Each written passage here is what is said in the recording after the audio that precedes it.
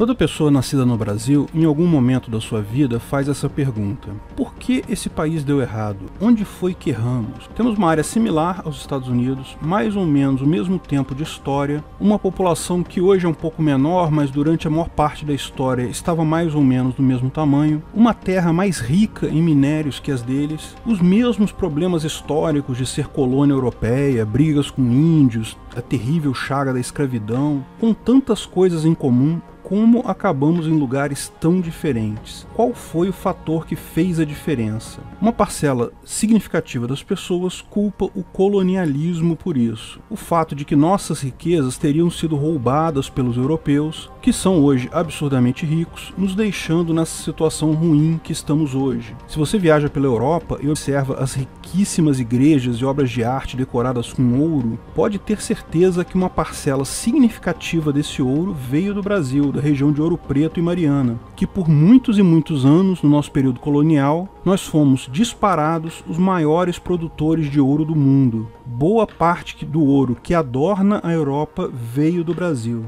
E lógico, não só ouro, também o pau-brasil, diamantes, cana-de-açúcar, a quantidade de riquezas que produzimos em nossa fase colônia e que, lógico, foi parar lá, parece realmente uma explicação bastante razoável para a nossa pobreza atual. E essa é também a razão apontada por muitos para a pobreza na África, que, da mesma forma que as Américas, foi colonizada pelos europeus por muito tempo, perdendo quase todas as suas riquezas para esses, segundo dizem. É muito tentadora realmente a visão de que as pessoas ficaram ricas porque roubaram a nossa riqueza e isso que nos tornou pobres. Mas existem uma série de problemas nessa explicação simplista. Antes de continuarmos o vídeo, aproveite para curtir e se inscrever na página. Clique no sininho para ser avisado de novos vídeos. A África é pobre por culpa do colonialismo europeu? A história do imperialismo europeu, da colonização da África, tem uma relação muito profunda com a descoberta e colonização das Américas pelos europeus. De uma forma muito resumida, a história toda começou no século V, com o fortalecimento do Império Otomano na região onde hoje é a Turquia. Os europeus se viram às voltas com grandes custos para importar bens da China e da Índia. Os portugueses então criaram as caravelas e foram os primeiros a buscar uma rota marítima para as Índias. A viagem era muito complicada, as caravelas só conseguiam viajar a poucas milhas da costa e precisavam parar de tempos em tempos para reabastecer. A África sempre foi conhecida pelos europeus por toda a história, e os habitantes da África eram reconhecidos como guerreiros ferozes e poderosos. Em mais de uma ocasião na história, africanos já haviam invadido a Europa, ou seja, era uma relação de inimigos com igual capacidade, uma paz armada. Porém, é mais fácil fazer paz com comércio, e os portugueses foram capazes de criar entrepostos na África para isso. Sim, a colonização da África começou com os portugueses. Assim que Vasco da Gama conseguiu fazer a primeira viagem marítima para a Índia, e percebeu-se que isso ia gerar uma enorme riqueza comercial, Portugal começou a criar entrepostos na África, em vários pontos, na Ilha da Madeira, Cabo Verde, Guiné-Bissau, São Tomé, Angola, Moçambique. Não eram colônias ainda, num primeiro momento. Os portugueses não tinham interesse em explorar a terra ali. Eram pequenas cidades que serviam de entreposto para as caravelas pararem a caminho das Índias, ou na volta. Podiam sofrer reparos, reabastecer com comida e água, essas coisas. Como os portugueses estavam fazendo um bom dinheiro, essas cidades também eram ricas, eram mantidas por uma pequena quantidade de portugueses que, com o apoio dos líderes tribais ali da região, mantinham aquela cidade funcionando. A maior parte da mão de obra era local, mas o comando da cidade era de portugueses. Os portugueses mantinham boas relações com os líderes tribais da região, não há problema de convivência que não possa ser resolvido com o dinheiro, e o dinheiro estava fluindo forte nessa rota comercial. Essa mesma ideia criou cidades portuguesas na Índia, Goa, e na China, Macau, com uma forte influência portuguesa que tem até hoje.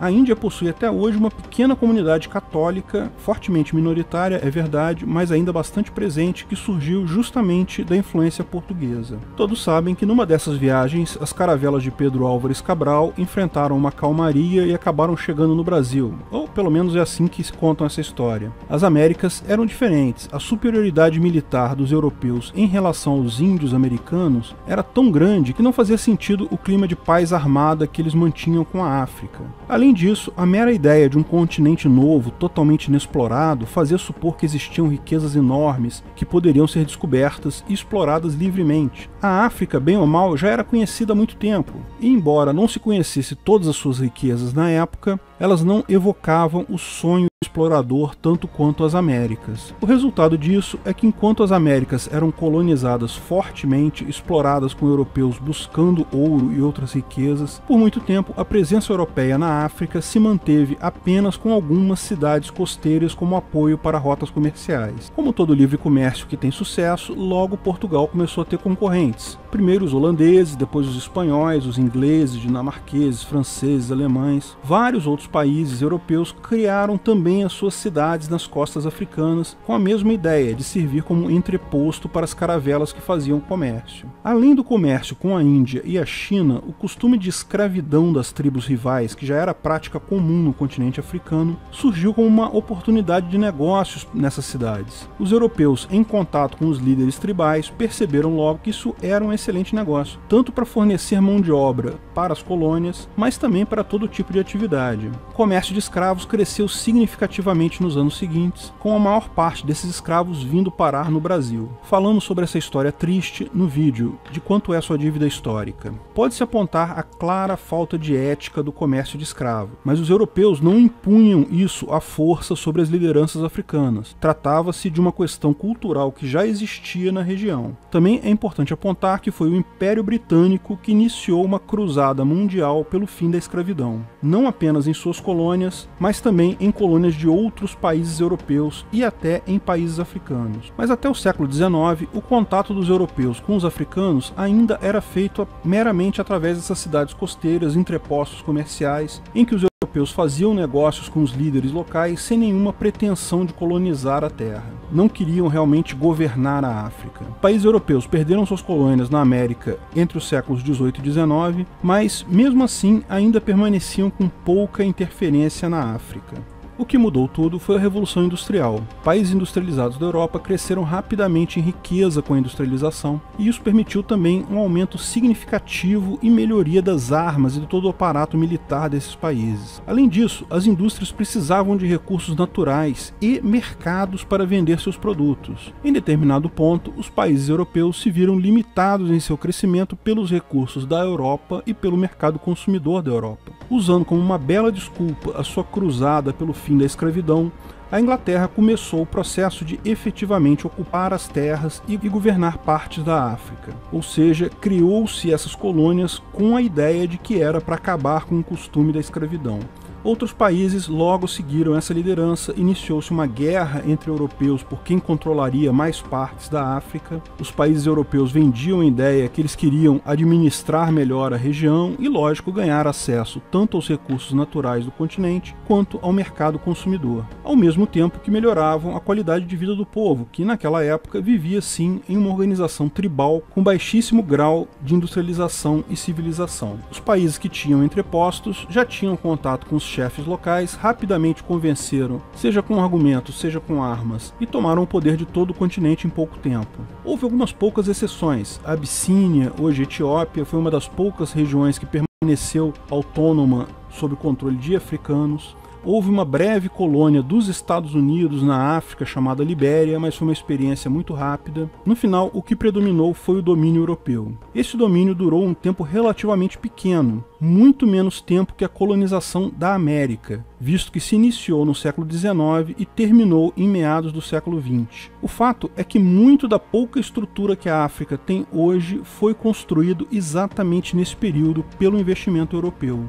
Que os europeus levaram muitas das riquezas minerais e vegetais da África, não tenha dúvida, mas também foram eles que organizaram muito da estrutura desses países. A maior prova disso é que esses países, mesmo após terem se tornado independentes, mantiveram em boa parte as fronteiras e estruturas criadas pelos europeus. Não se trata de menosprezar a capacidade dos africanos. Em termos de capacidade mental, intelectual, social, eles têm a exata mesma capacidade que todos os demais povos humanos, mas é um fato que a estrutura econômica deles, antes dos europeus começarem a colonização, era muito mais precária. E por que a Europa se desenvolveu muito mais que a África nesse mesmo período, nesse período antes da colonização? Que a estrutura econômica da Europa era melhor que a da África nesse período. Afinal, a capacidade intelectual e social dos europeus é a mesma dos africanos. Existem várias teorias para isso, mas a principal explicação é a geografia do continente, que tem um papel central aqui. Pelo menos essa é a teoria que me parece mais sólida. A África é um conjunto de terras com climas muito diferentes, vários microclimas segmentados ao longo de todo o continente. Climas similares geram culturas similares. Na Europa e na Ásia, grandes extensões de terra com o mesmo clima levaram ao surgimento de um sem número de povos com culturas similares que faziam facilmente comércio entre si, com muito mais facilidade, têm muito mais contato entre si e com isso criam uma sinergia econômica e social muito grande. Fácil ver que todos os grandes impérios na Ásia e na Europa surgiram justamente nessas faixas de clima similar. O Império Chinês, os vários impérios indianos, o Império Mongol, na Europa o Império Romano. Sem uma grande extensão de terras com o mesmo clima, a maior parte da África ficou fechada em uma estrutura tribal, em que cada tribo fazia comércios apenas com poucas tribos próximas que compartilhavam o mesmo microclima ali, a mesma região climática. Embora o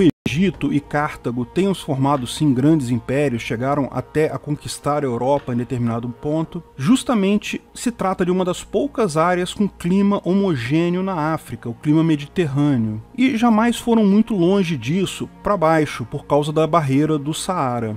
Esse motivo é similar ao apontado para a superioridade europeia sobre os povos das Américas, que explicamos no vídeo O Livre Mercado é Sempre Moral? A África já começou numa desvantagem econômica devido à sua geografia. Claro que houve sim um dreno de recursos no período colonial, não se nega que isso tenha existido. O ponto é que esse não é a questão determinante. Esse dreno de recursos é muito menor do que se supõe e infinitamente menor do que as economias atuais desses países africanos. Portanto, não faz sentido culpar essa pequena diferença lá atrás pela enorme diferença atual. Mas é um fato que a estrutura econômica deles, antes da chegada dos europeus, era muito mais precária e que esses trouxeram boa parte da tecnologia e conhecimento necessários para o desenvolvimento desses países. No final, o resultado da soma entre o que foi retirado em termos de riqueza e o que foi fornecido em termos de riqueza e conhecimento sempre vai ser uma questão aberta a debate, até porque não haviam estatísticas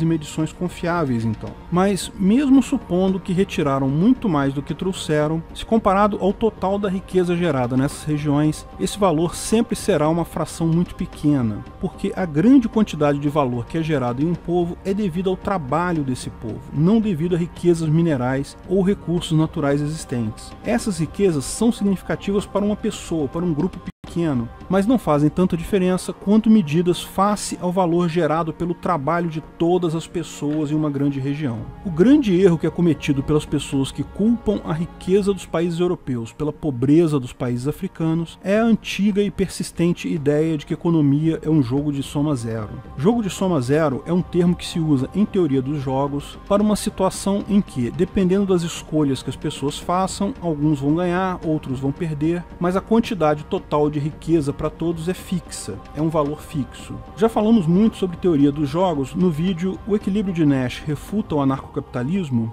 mas o que é importante notar é que a economia não é um jogo de soma zero. Se a economia fosse um jogo de soma zero, lógico que para alguém ser rico, outros precisariam ser pobres. Mas não é. Todos podemos prosperar juntos. A prova mais cabal disso é que, no mundo todo, o número de pessoas tem crescido e a riqueza total de todas as pessoas também aumentou. Sim, ainda há muita desigualdade no mundo, muita gente pobre, algumas pessoas estão sim em situação de miséria completa, mas a maior parcela dos pobres de hoje tem uma qualidade de vida melhor que a nobreza da Idade Média. Se a economia fosse um jogo de soma zero, mais pessoas significariam menos riquezas para todos. O que atrasa muitos países é justamente encarar a economia pela ótica errada, é achar que a economia é um jogo de soma zero. Isso faz com que as pessoas achem válido roubar coisas de quem é mais rico com a justificativa de que, se ele é rico eu sou pobre, então ele deve ter roubado de mim. Inveja e violência fatalmente matam a eficiência econômica. Recentemente, fazendeiros brancos foram expulsos da África do Sul porque supostamente a riqueza deles era roubada dos demais. Além da violência absurda gerada com essas pessoas, que eram pessoas inocentes, que haviam adquirido suas propriedades legalmente, sem uso de violência. Além da violência absurda contra essas pessoas, a economia da região toda sofreu duramente. No momento que as pessoas não têm mais segurança para investir seu trabalho em uma propriedade num desses países, vão certamente investir menos. Muitas vão embora, as que ficam vão adotar posturas conservadoras no investimento. E isso é ruim para todo mundo. Mas o principal erro que muitos desses países caíram, também motivado pela inveja, é o socialismo. A ideia marxista de que existe uma classe dominante de industriais e uma classe operária, e que a classe dos industriais explora a classe dos trabalhadores. É a mesma ideia errada do jogo de soma zero, só que usada pela classe dos políticos, esses sim verdadeiros exploradores, para manter uma parte do povo contra outra parte do povo e dessa forma controlar todos e roubar impostos de todos. O problema é que, além do objetivo normal de enriquecer a classe dos políticos, que é um objetivo que é conseguido por 100% dos governos na África, isso custa muito em termos de eficiência econômica, pelos mesmos motivos já citados acima. O que torna a África pobre é a profusão de sistemas socialistas e comunistas dentro dos países de lá. Um socialismo radical que, embora seja algo ruim até em países ricos da Europa, muitos deles estão sofrendo com esse problema também, é algo mortal para economias menores. O mesmo pode ser dito do Brasil. Ao mesmo tempo que os portugueses levaram muito do ouro daqui, fato é que poucas igrejas no mundo são tão ricas com tanto ouro quanto algumas igrejas em Ouro Preto, Salvador e outras cidades brasileiras. Também, toda a infraestrutura do país, para o bem ou para o mal, foi iniciada pelos portugueses. No final das contas, ao somar a riqueza total de um país, o trabalho das pessoas vale muito mais do que riquezas naturais. E a quantidade de riquezas naturais descobertas e exploradas depois da independência é várias ordens de magnitude maior que as pepitas de ouro levadas como imposto pelos portugueses. Pode-se ver claramente que, abandonando essa ideia errada do jogo de soma zero, o colonialismo não é o problema. Até porque existem países como os Estados Unidos e a Austrália que foram colônias exatamente como o Brasil e foram colônias por muito mais tempo que a maior parte dos países da África e conseguiram vencer na economia. Tem um padrão de vida bom hoje em dia. O problema da África, bem como o problema do Brasil, nunca foi o colonialismo. O problema é o socialismo.